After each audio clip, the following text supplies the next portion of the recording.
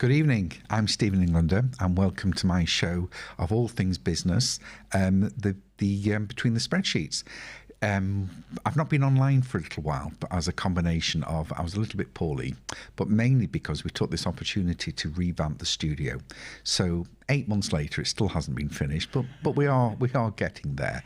You know, if I mean, this is just a basic problem with staff and tradesmen all over the country. But before we go anywhere tonight, I just want to give my condolences to the royal family and say what a terrible loss it is and how upset we all are. But just remember that the bank holiday that we've got to give on Monday is arbitrary. You don't actually have to give people paid time off. So, but you know, back to the Queen, the royal family, it is very upsetting. I mean, I've never been a royalist. I've never really cared one way or the other. But you know what hit me? It hit me when I heard the Queen had died, and I was speaking to my mum, and I was a bit flippant because for some reason that I am a bit flippant. Don't always really mean to be, but my mum was nearly in tears, and I thought, you know what? And she was saying that she remembers when she was 10, and she went to a neighbour's house and she was watching the coronation, and all the neighbours went in, and I suppose it is part of our history. And, you know, whatever we think of the Queen, because there's lots of horrible things being said online, she was a 96-year-old lady and she died. And I think that's pretty much always sad.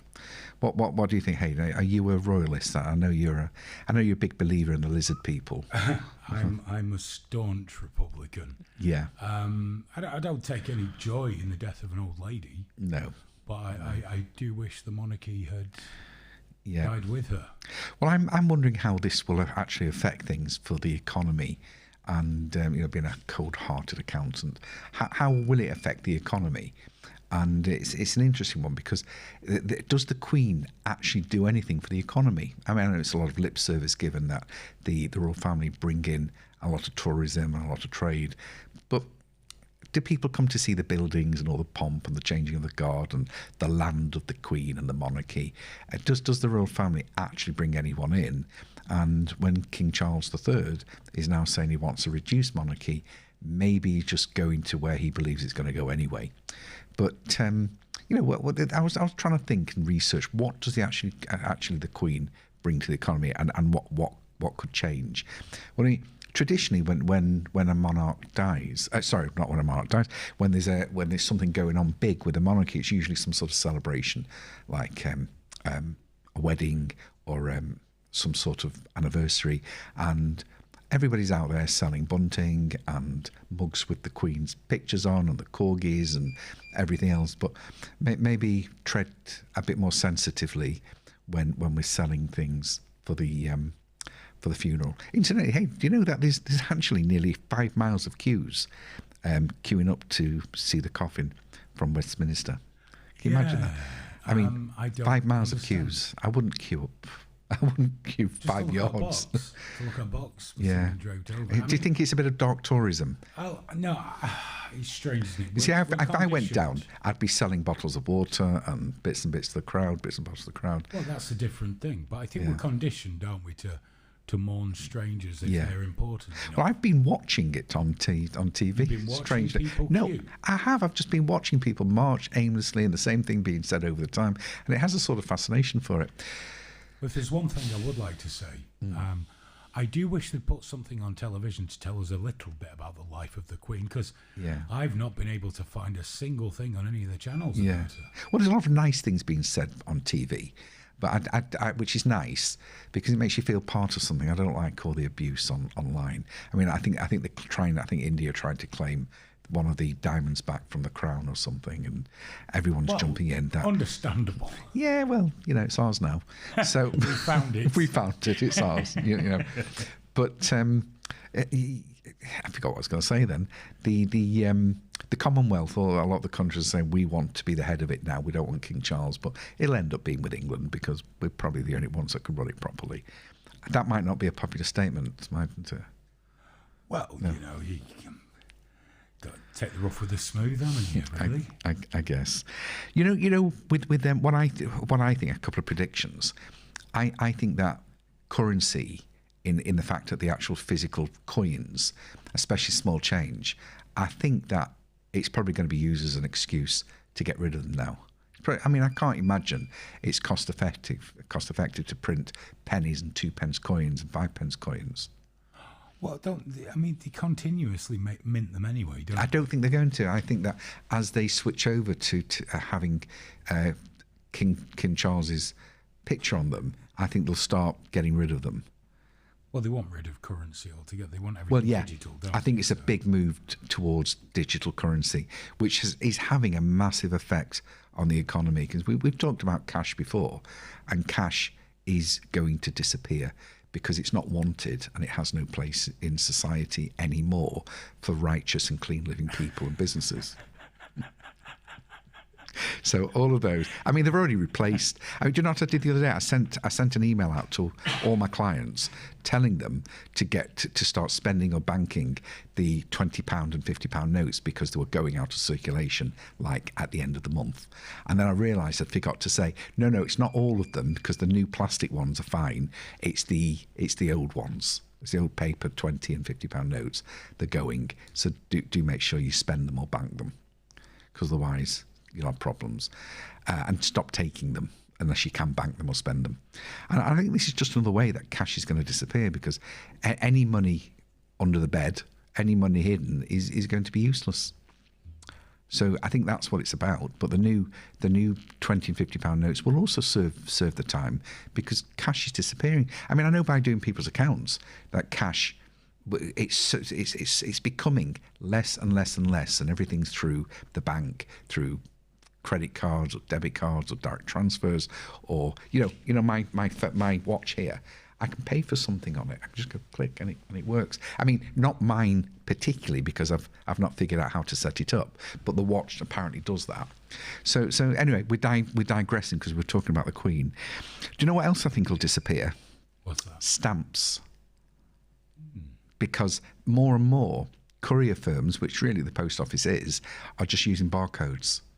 So I think that everything will be barcoded, and if you do buy a stamp, it will be a barcode stamp. I was trying to remember the last time I actually used a stamp. Yeah, well, I don't either. We have a franking machine, but our post, we don't really send much out anymore.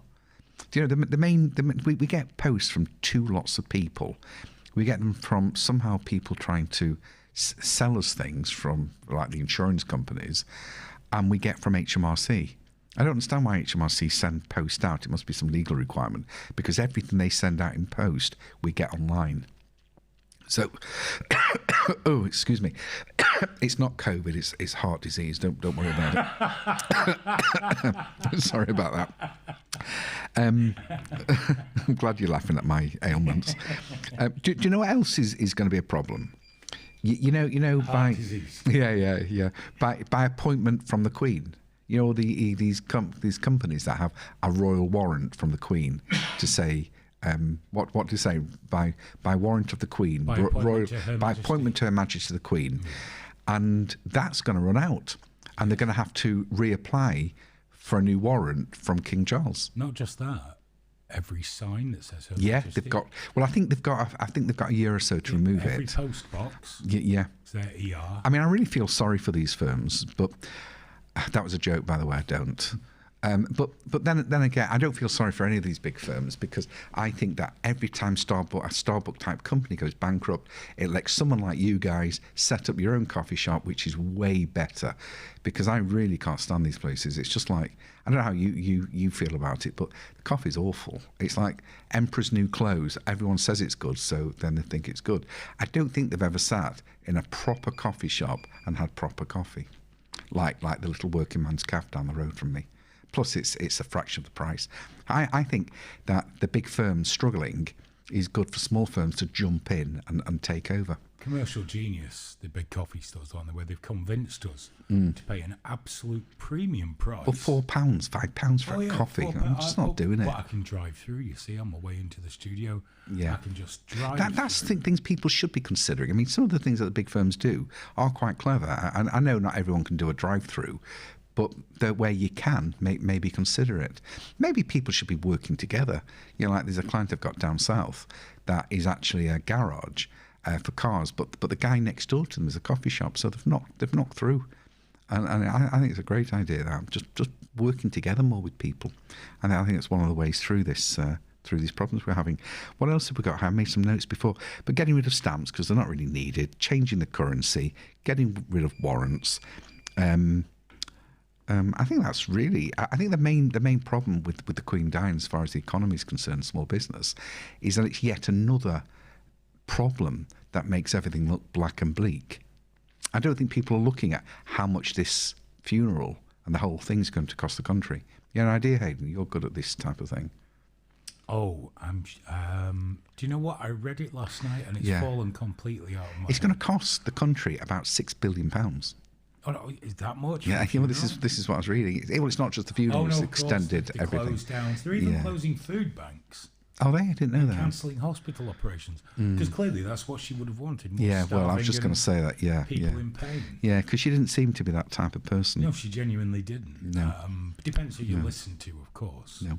So, should we have a 3-second silence because we can't afford a minute? There we go. 3-second silence for the Queen.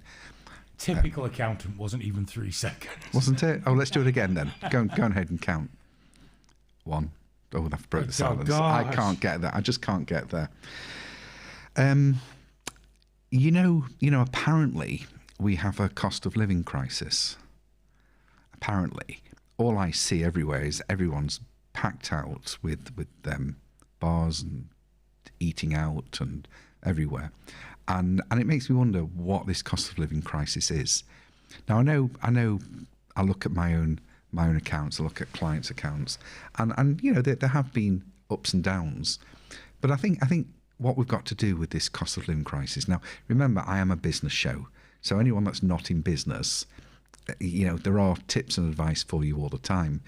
But maybe just remember, I'm talking to small businesses who are trying to survive. And we've obviously got to do things to get through this crisis.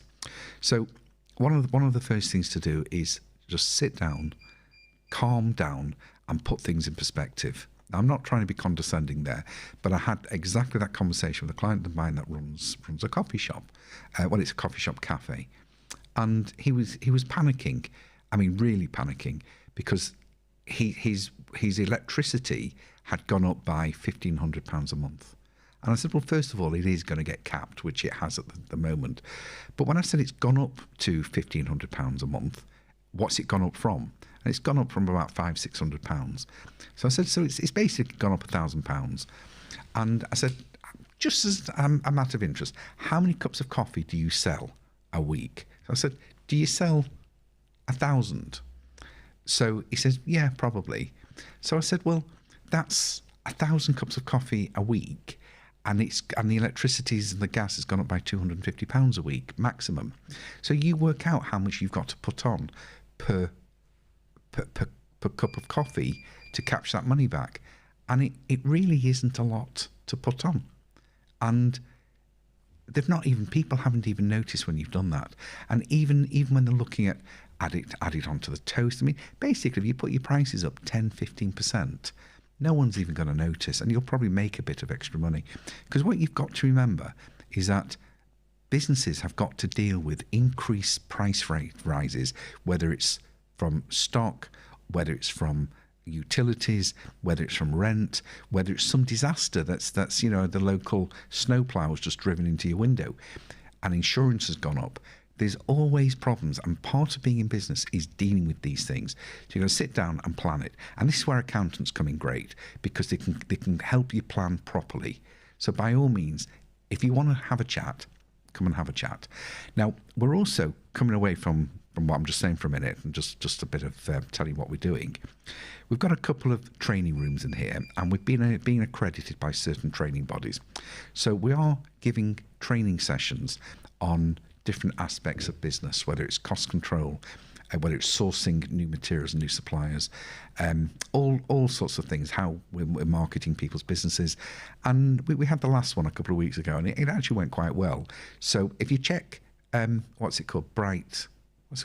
Orange Bright. No, what's it called? What? The event site. Eventbrite. Yes. We got there. If you check Eventbrite for Accounts Direct events and features, you'll see them on there. And I mean, do come along. We are recording things, so we can always, if you want to watch them, all these sites will be posted on either my personal site, which is stephenenglander.co.uk, or accountsdirect.co. So we're trying to help as much as we possibly can. We've also got inroads into helping people raise finance, help people get products off the ground, help them to get ideas off the ground. So they are worthwhile, and they're a good networking event that you can mix with people. If you want to put your own event on, you're welcome to come and use our facilities.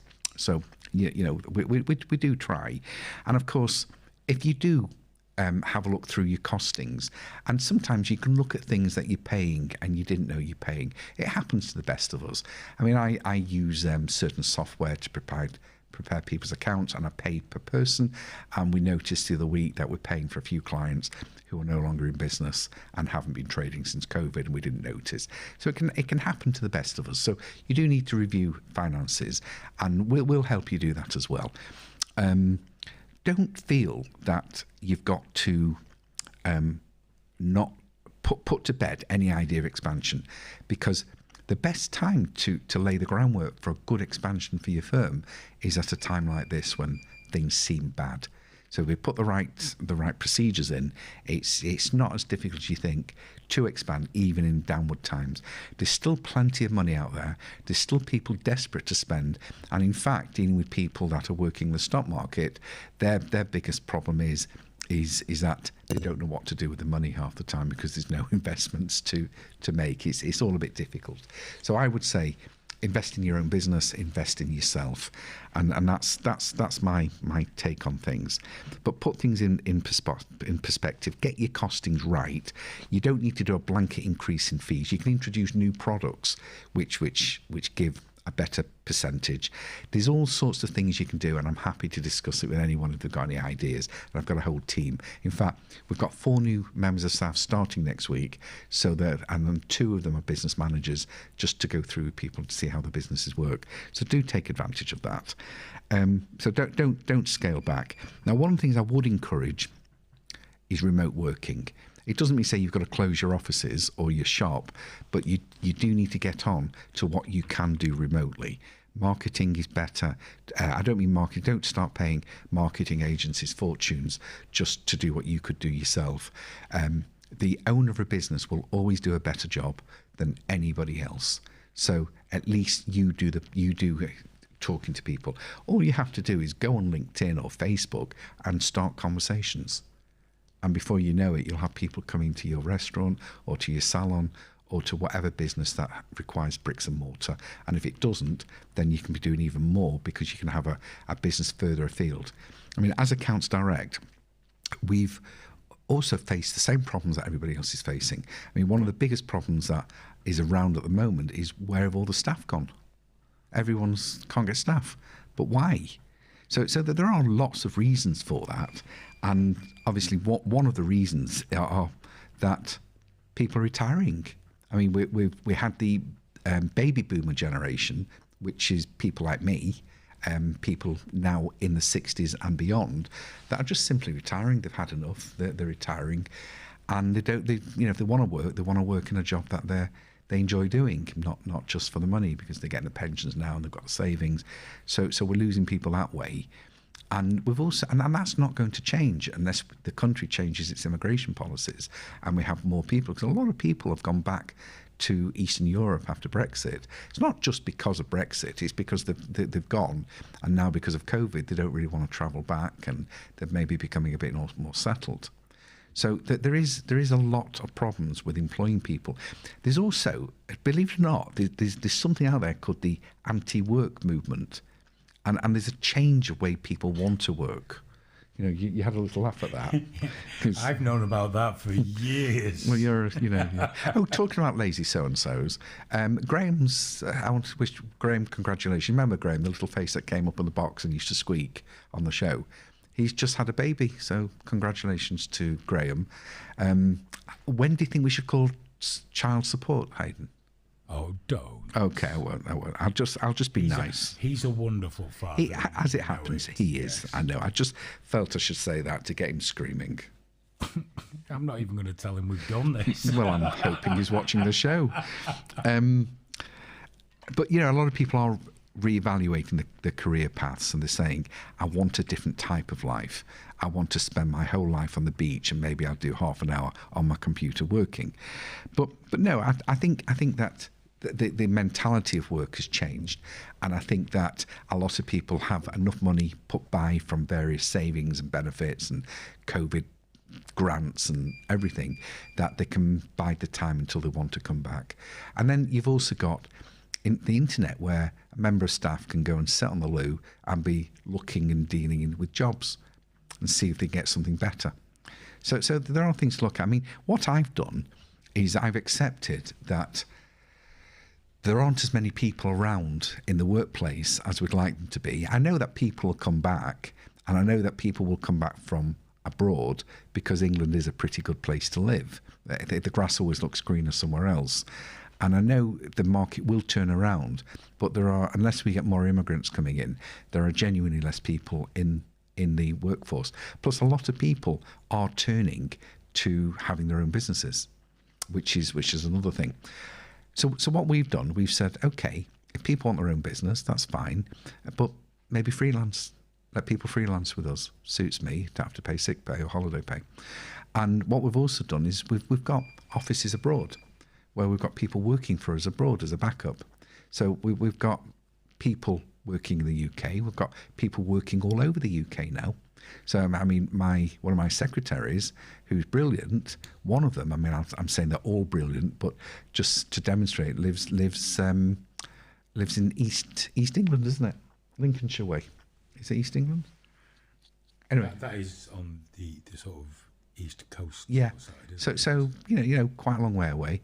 And I've got another one of my accountants living in Edinburgh, and it's working fine because all I do is I switch to my online what do you call it, Facebook type, not Facebook, telecommunication thing, and she's right there. I press a button, and there she is, and we're going through whatever it is she wants to tell me about, whatever job she's working on.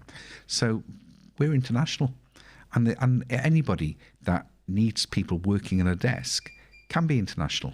So it's not saying I'm going to save money by going abroad. It's just saying, well, if we can't find the right people, there are alternatives. So again, if you'd like some connections or you want to talk about it, then I'm here. What else can I say? I've mentioned our outsourcing, which you can do as well. Our training that you can join us. You can come anytime you want. If you've got a special skill and you want to give a presentation, you can do that as well. And I think, one thing I will say about interviewing people is that you've just got to be a little bit more flexible. So if people want to work part-time or flexi-time or work from home, they don't have to be in the same place that the business is, then be aware of that. Don't be aware that you might have to give extra training to staff. You might have to sit back and be a bit more patient, because the people that are older, that have got all the experience, are beginning to retire and maybe setting up their own businesses. So have a policy of don't just pander to them and get ready to kick them out. I mean, as my new manager said, best to shoot Godzilla while it's a baby. So, if people are no good, then just do move them on. So anyway, I hope tonight's been useful to you. I hope you've picked up a few little tips, and I'm trying to read what I buggered up my printer before when I was printing out my notes, and they're always telling me that I can't use anything in technology, but I think I can. Oh yes, I mentioned here that the reason my costs are rising are a lot to do with not just to do with COVID or Brexit or the war with Ukraine. There's lots and lots of reasons, and without these major events, things would still be rising. There would still be problems. There's always going to be problems. We just have to be one step ahead. There we go. Thank you. Join me again next week, where we'll be talking about, oh no, I can't say that, but good night. God bless. See you soon.